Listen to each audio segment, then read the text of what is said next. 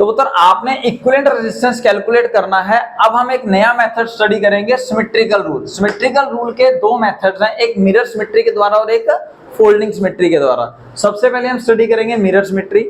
Let's suppose कर लीजिए आपके पास ये सर्किट है और आपको कैलकुलेट करना है equivalent resistance among A and B. अब इस इक्वेशन को सॉल्व करने के तीन मेथड हैं। पहला balance Wheatstone bridge method, second mirror symmetrical और फोल्डिंग सिमेट्रिकल। तो व्हीटस्टोन ब्रिज आपको एक बारी बता दिया है, एक बारी दोबारा बाद में फिर से डिटेल बताएंगे, लेकिन पहले हम यहाँ स्टडी करेंगे मिरर सिमेट्री। मिरर सिमेट्री क्या कहता है कि अगर बाय द वे आपको सर्किट में लेफ्ट हैंड साइड और राइट हैंड साइड कहीं पे ऐसा लगे कि वो इक्वली डिवाइड हो रहा है, तब आप वहां पे सपोज कर लीजिए कि इन बिटवीन क्या होगा, मिरर। क्या होगा पुत्र, मिरर। तो सपोज यहां देखिए ये आर, ये 2R, ये 2R।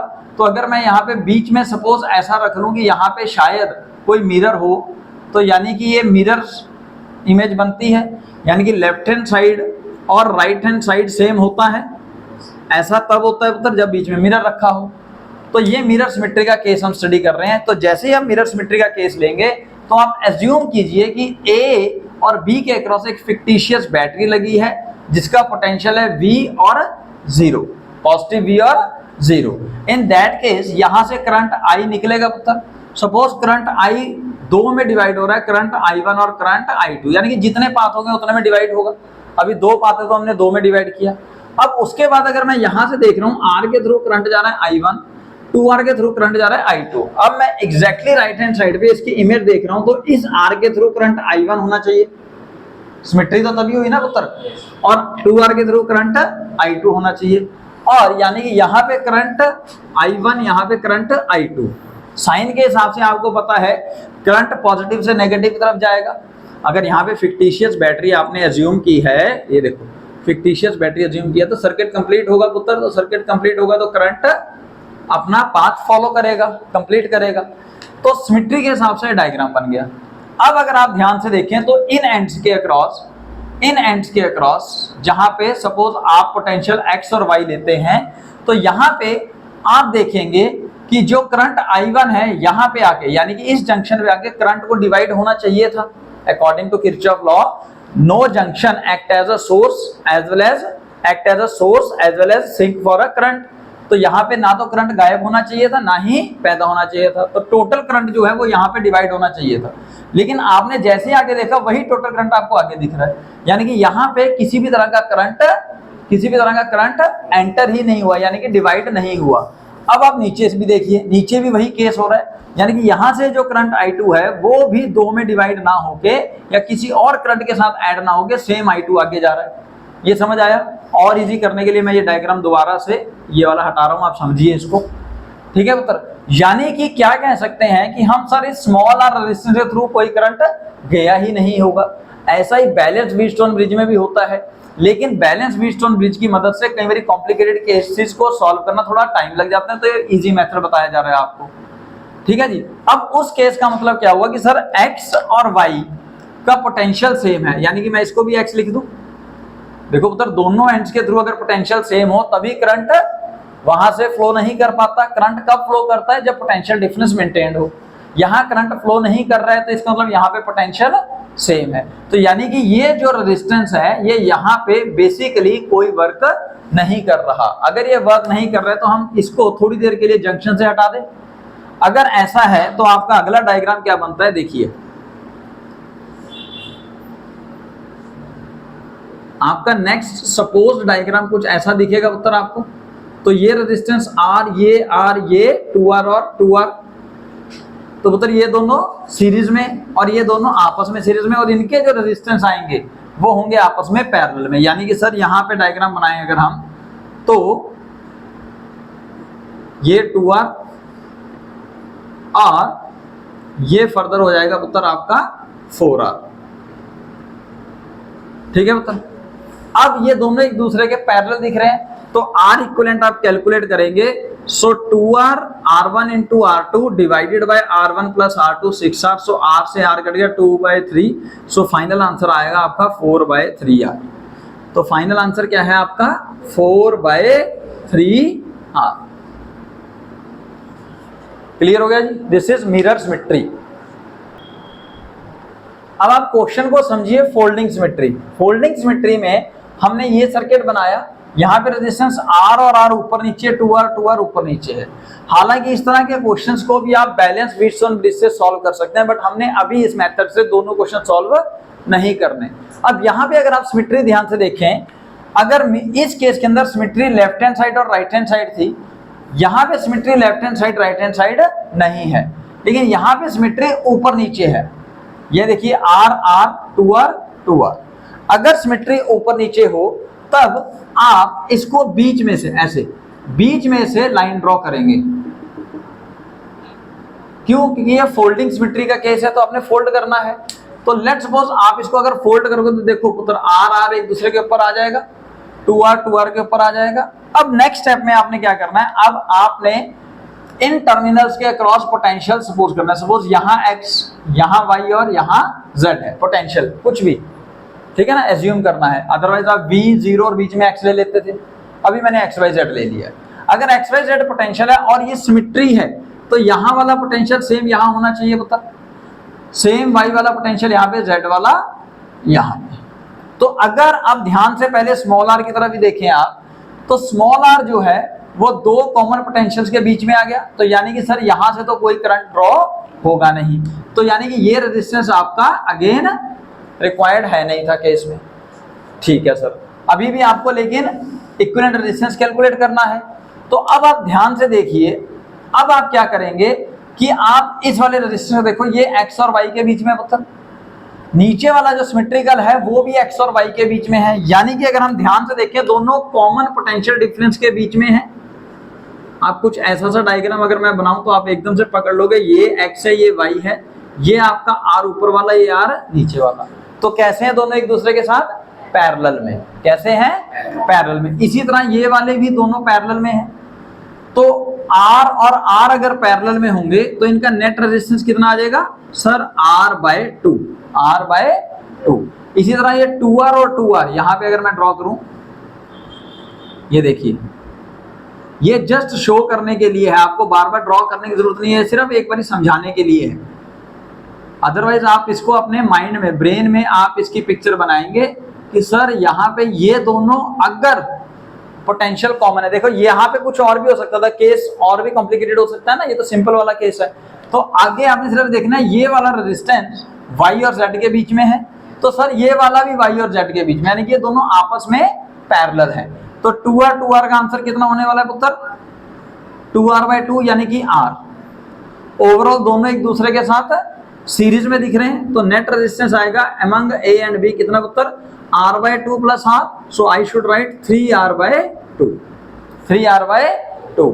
So this is folding symmetrical method. हाँ, इसको और इजी सॉल्व करने के लिए आप क्या कीजिए, आप सपोज कीजिए आपने ये कर्व जो है, सॉरी ये जो नीचे का सर्किट है, इसको फोल्ड कर दिया। जैसे आप फोल्ड करते हो, ये देखिए इधर, जैसे आप फोल्ड करते हो तो आपको ये स्ट्रक्चर कुछ ऐसा नजर आएगा, यानी कि आपने नीचे वाला केस फोल्ड करके इसके ऊपर चला दिया और R गायब कर दिया। ठीक है पुत्र, तो वो नीचे वाला एक तरह से आपने रब भी कर दिया, ड्रॉ नहीं किया तो रब हो गया वो। तो अब ये रेजिस्टेंस और ये रेजिस्टेंस पैरेलल में, तो इसको R/2 लिख लो और इसको 2R/2 लिख लो, तो जो भी वैल्यू हुई, यानी कि जो नीचे आपने डॉटेड बनाया है ये आपने असलियत में फोल्ड करके उसके ऊपर चढ़ा दिया और वैल्यूज पैरेलल होने की वजह से रेजिस्टेंस डिवाइड हो गया, तो ये रब कर दिया। तो अल्टीमेटली यही वाला केस आ गया। देखिए इसको सॉल्व करोगे तो ये आ जाएगा, इसके बाद सॉल्व करोगे तो आगे फाइनल आंसर A और B के अक्रॉस 3R/2 आएगा। So in this case you have to find out the equivalent resistance between A and B। अब यहाँ पे 8 रजिस्टर्स का कॉम्बिनेशन है, यानी कि व्हीटस्टोन ब्रिज सपोज करना थोड़ा सा मुश्किल हो जाता है, हालांकि पॉसिबिलिटी है, बट अभी हम इनको मिरर और फोल्डिंग सिमेट्री से ज्यादा इजीली सॉल्व करेंगे। तो इस केस के अंदर मिरर और फोल्डिंग सिमेट्री दोनों लग सकती है। हम इस क्वेश्चन को सॉल्व करेंगे बाय मिरर सिमेट्री। ध्यान रखिए, जब आप मिरर सिमेट्री लेते हो तो left hand side right hand side compare करनी है, जब फोल्डिंग सिमेट्री लोगे तो ऊपर और नीचे की सिमेट्री को कंपेयर करना है। और मिरर सिमेट्री के अंदर आपने करंट का ध्यान रखना है, फोल्डिंग सिमेट्री में आपने पोटेंशियल का ध्यान रखना है। फोल्डिंग सिमेट्री आप टर्मिनल्स के अक्रॉस लाइन ड्रॉ करते हो, मिरर सिमेट्री में इन बिटवीन जहां आपको सिमेट्री दिखेगी वहां आप लाइन ड्रॉ कर सकते हो। तो भैया यहां से करंट I1, यहां करंट I2, यहां करंट I3 गया। अब अगर इसकी फोटो में इधर देखूंगा तो सिमेट्री के हिसाब से यहाँ पे करंट I1, यहाँ I2, I3 आना चाहिए। तो अगर ऐसा है तो सर यहां से करंट I1 गया और वो यहां से सीधा चला गया, यानी कि इस रेजिस्टर के थ्रू डिवाइड नहीं हुआ, यानी कि यहाँ पे ये जो जंक्शन है वो फिक्टिशियस है, यानी कि ये रेजिस्टर ये कह लीजिए यूजलेस है। ठीक है सर। अब नीचे वाला भी देखिए, यहाँ से करंट I3 गया और वही I3 आगे चला गया, तो वो वाला जंक्शन, ये वाला जंक्शन भी फिक्टिशियस हो गया। अच्छा, अब सर बीच में देखो I2 करंट भी यहाँ से निकला और सीधा चला गया है, ना डिवाइड हुआ ना किसी और के साथ ऐड हुआ है, तो यानी कि ये जो पॉइंट्स हैं ये भी फिक्टिशियस हैं। अब आपके सामने यानी कि ये दो करंट हैं, ये वाले, ये जो दो करंट हैं ये यूजेबल नहीं है। तो फाइनल डायग्राम आपका कुछ ऐसा बनेगा, अगर आप ध्यान दें।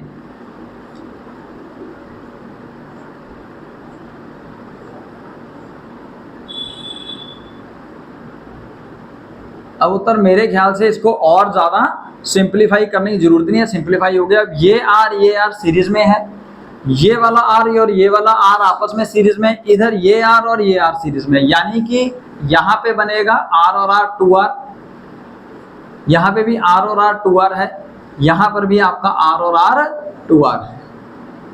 ठीक है, तो अब ये तीनों एक दूसरे के पैरेलल में है, तो सिंपल आर इक्विवेलेंट का फॉर्मूला लगाइए, R equivalent is equal to R by N. ठीक है, अब आपके पास आर कितना है सर 2R, कितनी बार है वो 3 बार है, तो आपका आर इक्विवेलेंट कितना आ जाएगा between A and B is 2R by 3, simple. तो ये केस देखो पुत्र, इस केस के अंदर अगेन 8 रेजिस्टेंस है, कुछ इस ट्रायंगल फॉर्म में आपके साथ कनेक्ट किया, find out the equivalent resistance between A and B. अब ये जो केस है इसके अंदर आप पोटेंशियल मेथड नहीं लगा पा रहे हो, क्योंकि यहाँ पे पोटेंशियल V यहाँ 0, तो V यहाँ पे ही खत्म हो गया, आगे जा नहीं पा रहा, 0 भी यहाँ खत्म हो गया, आगे जा नहीं पा रहा, फिर हमें असम्पशंस बहुत सारी करनी पड़ेंगी। दूसरा मेथड सर फोल्डिंग मेथड करके देखें। सर फोल्डिंग, अगर आप इन ए और बी को सीधा कर दो, ऐसे कर दो, तो फोल्डिंग के लिए आप ए और बी के अक्रॉस यानी कि टर्मिनल्स के अक्रॉस ही आप लाइन ड्रॉ करते थे, और यानी कि उसके ऊपर नीचे सेम होना चाहिए, यहाँ तो नीचे कुछ है ही नहीं, तो यहाँ पे भी फोल्डिंग मेथड लगेगा ही नहीं, यहाँ पे सिर्फ और सिर्फ मिरर मेथड लगेगा। मिरर देखें, इसका दोस्त इधर है, इसका इधर है, इसका इधर है, इसका इधर है, हाँ यहाँ पे सिमेट्री मिरर में लग रही है, तो यानी कि हम यहाँ पे क्या करें, जहां सिमेट्री दिख रही है उस वहां पे बीचों बीच लाइन ड्रॉ करेंगे। ठीक है जी। अब क्या करें सर, करंट ड्रॉ कर लो। मिरर में करंट ड्रॉ करते थे ना, सपोज यहां से करंट I1 गया, यहां से करंट I2 गया, सिमेट्री के हिसाब से यहाँ पे भी करंट I1 होना चाहिए सर, यहाँ पे भी करंट I2 होना चाहिए, ये समझ आया मतलब। अब आप ध्यान से देखें, ये I2 करंट सीधे का सीधा ही निकल गया, यानी कि बीच में कोई डिवीजन नहीं हुई है। अगर बीच में डिवीजन नहीं हुई है तो डेफिनेटली यहाँ पे कोई फिर जंक्शन नहीं होना चाहिए, यानी कि ये फिक्टिशियस जंक्शन है। अगर ये फिक्टिशियस जंक्शन है, इसको 2 मिनट के लिए हटा दो, ऊपर को कर दो, क्यों भाई? ठीक है, अब ऊपर चलते हैं। तो I1 गया, यहां से गया, और यहां से I1 2 में डिवाइड हुआ होगा या नहीं होगा देखते हैं। वो यहां से गया, यहाँ पे फिर आया और यहाँ पे फिर आ गया, हाँ जी यहाँ पे हो सकता है वो डिवाइड हुआ होगा, है ना यहाँ पे, क्योंकि कोई ऐसा सिस्टम नहीं समझ में आ रहा कि I1 यहां से गया और यहाँ के बाद वो डिवाइड नहीं हुआ होगा। पॉसिबिलिटी है कि वो डिवाइड हुआ होगा, क्योंकि आगे जाके वो फिर ऐड होकर दोबारा I1 बन गया होगा। किरचॉफ लॉ के हिसाब से करंट जंक्शंस पे अलजेब्रिक सम शो करता है। तो इसका मतलब अल्टीमेटली अगर आप ध्यान से देखें तो यहाँ पे ये क्या डायग्राम शो कर रहा है पुत्र, ध्यान से देखिए। ए थोड़ा नीचे ड्रॉ करता हूं,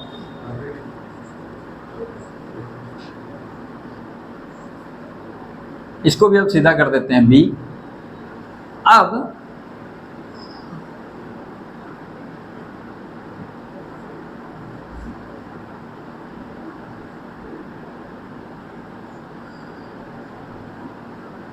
एक्चुअली ये डायग्राम ये बन गया। अब आपको क्लियर दिख रहा होगा पुत्र, ये दोनों सीरीज में, ये दोनों सीरीज में, और ये भाई साहब आपस में सीरीज में। ठीक है जी। तो आर आर है, इन तीनों का आंसर 2R होने वाला है। ठीक है पुत्र, तो डायग्राम अगला जो बनेगा वो क्या बनेगा, 2R, ये आर अभी ऐसे ही रखो, इन दोनों का फाइनल आंसर बनेगा 2R, और ये जो नीचे है इसका भी फाइनल आंसर बन रहा है 2R पुत्र, ये आर। ठीक है सर। अब 2R और 2R कैसे हैं? पैरेलल में, तो नेट रेजिस्टेंस कितना आ जाएगा? 2R/2 यानी कि R। ठीक है जी, ये पैरेलल में है ना पुत्र, तो ये आ गया R, ये R है, ये सर R है, और ये नीचे अभी 2R ऐसा चलने दो, A और B। ठीक है पुत्र, अब ये तीनों कैसे हैं? सीरीज में, तो नेट रेजिस्टेंस कैसा आ जाएगा? 3R, और इधर नेट रेजिस्टेंस कितना है आपका नीचे आया हुआ? 2R, तो टर्मिनल A और B। अब 3R और 2R कैसे हैं? पैरेलल में, तो अब R इक्विवेलेंट अगर 2 हैं तो सिंपल वाला लगाएं formula, R1 into R2 upon R1 plus R2। सो क्या मैं इसको 6R² डिवाइड बाय 5R लिख लूं पुत्र? एक R कट गया, तो R इक्विवेलेंट का वैल्यू कितना आया? 6/5R। This is one of the best and easiest method for this type of questions. तो पुत्र अब आपने इक्विवेलेंट रेजिस्टेंस कैलकुलेट करना है। 5 या 4 रेजिस्टेंस आपको कॉम्बिनेशन में दे रखे हैं और वो कुछ इस तरह का सर्किट बना रहे हैं, R1, R2, R3, R4 और एक बीच में R5 रेजिस्टेंस। तो व्हीटस्टोन सर ने जब इस तरह के केसेस को स्टडी किया तो उन्होंने कहा कि ये एक बेसिकली ब्रिज टाइप सर्किट बनाते हैं, और इन ब्रिज टाइप सर्किट्स को अगर हम बैलेंस कर लेंगे तो बहुत इजीली हम मुश्किल से मुश्किल सर्किट का रेजिस्टेंस भी फाइंड कर सकते हैं। और इवन उन्होंने इस बैलेंस व्हीटस्टोन ब्रिज को यूज किया था to find out the unknown resistance also. वो हम आगे इसके एप्लीकेशंस में देखेंगे। पर आप दोबारा देखिए, व्हीटस्टोन ब्रिज बैलेंस कब होगा? नंबर फर्स्ट, अगर आपके पास 4 रजिस्टर्स हैं, सपोज आपने एक रजिस्टर ये लगाया, एक ये लगा दिया, एक ये लगा दिया और एक ये लगाया हुआ है, और इन बिटवीन लगा दिया आपने कोई गैल्वेनोमीटर। अब जैसे ही आप यहाँ पे बैटरी कनेक्ट करोगे तो यहाँ से करंट ड्रॉ होगा पुत्र। करंट यहाँ पे सपोज I जा रहा है तो यहाँ करंट I1 होगा, यहाँ करंट I2 होगा। यहां से करंट अगेन डिवाइड होना चाहिए, सपोज IG गैल्वेनोमीटर के थ्रू करंट गया IG, तो यहाँ कितना रह जाएगा पुत्र? I1 माइनस IG, है ना। पीछे से IG आ रहा है, यहाँ से I2 आ रहा है, तो यहाँ पे I2 प्लस IG होगा। इस पॉइंट पे I1 minus IG plus I2 plus IG, IJG cut जाएगा, तो यानी कि दोबारा से I1 प्लस I2 यानी कि नेट करंट आपका I ही रहेगा, है ना, ऐसा होगा। लेकिन अब सर क्या कहते हैं कि जैसे करंट IG गैल्वेनोमीटर के थ्रू जाएगा तो वो डिफ्लेक्शन शो होगा, वो डिफ्लेक्शन शो करेगा। तो अगर आपने ब्रिज को बैलेंस करना है तो इन 4 रजिस्टर्स की वैल्यू इस हिसाब से अरेंज करेंगे कि गैल्वेनोमीटर के थ्रू कोई करंट ड्रॉ ना हो सके, यानी कि गैल्वेनोमीटर कोई डिफ्लेक्शन शो ना करे। Then this bridge is called balanced Wheatstone bridge. तब इस ब्रिज को आप क्या कहोगे पुत्र? Balanced Wheatstone bridge. यानी कि हम आम भाषा में कहें सर IG की वैल्यू आपने 0 करनी है, ठीक है पुत्र, या ये कह लीजिए IG 0 कब होगा? जब ये एंड्स, ये एंड A है, ये B है, तो पुत्र इसको मैं X और Y ले लूं। जिस समय X और Y का पोटेंशियल जो है वो सेम हो जाए, X and Y are at same potential, तो ये अगर पॉसिबल होगा तब आपका ब्रिज जो है वो बैलेंस व्हीटस्टोन ब्रिज कहलाएगा। और बैलेंस व्हीटस्टोन ब्रिज अगर हो गया, प्रूफ आपको थोड़ी देर में, अगर हो गया तो R1 अपॉन R2 जो है वो R3/R4 हो जाएगा। It means if X and Y are at a same potential, it means current through that resistor, suppose यहाँ पे गैल्वेनोमीटर लगाया है, current through the galvanometer is 0, then you can say X and Y are at the same potential। अगर ऐसा होगा तो आप इसको हटा सकते हैं। अगर आप इसको हटाते हैं तो R1 और R3 याद कीजिए जो हम पहले सॉल्व कर रहे हैं वो सीरीज में हो जाते हैं, R2 और R4 सीरीज में हो जाएंगे, और जो उनका आंसर आएगा वो पैरेलल में, तो नेट रेजिस्टेंस फाइंड हो जाएगा। पर हम यहाँ नेट रेजिस्टेंस नहीं फाइंड कर रहे, अब हम व्हीटस्टोन ब्रिज स्टडी कर रहे हैं। तो व्हीटस्टोन ब्रिज के लिए कंडीशन है R1 upon R2 is equal to R3 upon R4 provided the bridge is balanced, provided the bridge is balanced. अब इसको एज्यूम करने के लिए, प्रूफ करने के लिए हमने क्या किया पुत्र? हमने सपोज यहां से बैटरी लगाई, यहाँ पे पोटेंशियल V, यहाँ 0, यहाँ X, यहाँ Y था, यहां से करंट I1 गया, यहाँ करंट I2 गया, और अगर आपने इसको बैलेंस व्हीटस्टोन ब्रिज प्रूफ करना है तो current through the galvanometer assume कर लीजिए 0 है। अगर current through the galvanometer assume कर लिया 0 है तो यानी कि X और Y सेम पोटेंशियल में है, तो मैंने यहां से Y हटा के पहले ही X लिख दिया, ठीक है पुत्र। अब आप क्या करेंगे, ohms law लगाएंगे across these 4 resistors. Sir R5 गायब हो गया, R5 तो गायब हो गया है ना, यूजफुल नहीं रहा। तो अब higher minus lower, that is called potential difference, delta V is equal to I into R, ohms law। So V minus Vx, ये कम है ये ज्यादा है, तो V minus Vx is equal to I1 into R1, current क्योंकि ऊपर को जा रहा है लिख दिया। ऐसे Vx माइनस 0 क्योंकि करंट नीचे को आ रहा है, तो Vx minus 0, 0 potential is equal to I1 into R2। ऐसे नीचे लगाएंगे उत्तर V minus Vx is equal to I2 into R2। Third equation में Vx minus 0 is equal to I2 into R4। उसके बाद आप ध्यान से देखिए, ये वाली टर्म्स आपस में सेम है और ये वाली टर्म्स आपस में सेम है, तो हम क्या करेंगे, डिवाइड करेंगे फर्स्ट को थर्ड से और सेकंड को फोर्थ से, ताकि इधर वाली टर्म्स आपस में कट जाए।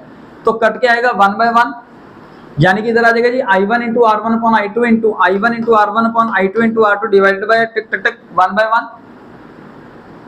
तो सर क्या क्रॉस मल्टीप्लाई कर दें, I1 upon R2 equal to R2 upon R1 लिख दें। सिमिलरली आप इधर जाएंगे, then you will get I1 into R3 divided by I2 into R4 is equal to V minus x upon V minus Vx minus 0। तो ये दोनों terms आपस में कट जाएंगे पुत्र, अगेन 1 बाय 1। तो आप लिखोगे I1 upon I2 equal to R4 bye R3। अब इन दोनों इक्वेशंस को अगर आप कंपेयर करेंगे, then you will get R2 upon R1 equal to R4 upon R3। Reciprocal करें, इसका उल्टा कर दें, रिवर्स कर दें, then you will get R1 upon R2 equal to R3 upon R4। शायद यही नहीं थी कंडीशंस और final proof for the balance Wheatstone bridge.